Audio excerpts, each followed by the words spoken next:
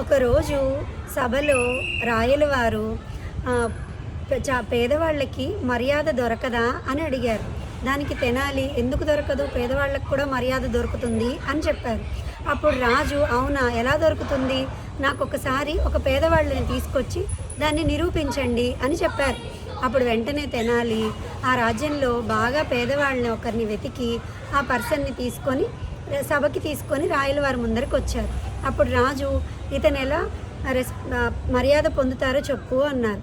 ఇతన్ని స్వయంగా రాజుగారు అంటే మీరే తన సభకి ఆహ్వానించారు, అంటే తనకి చాలా మర్యాద దొరికింది.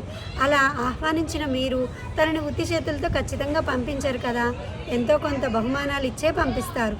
ఆ రకంగా మీ ఇంటికి పిలిపించి మరి తనకి బహుమానాలు పొందుతున్న వ్యక్తి తనకు మర్యాద దొరికినట్టే కదా, సో ఈ పేదవానికి కూడా మర్యాద దొరుకుతుంది అని చెప్పి రాయలవారిని ఒప్పించారు.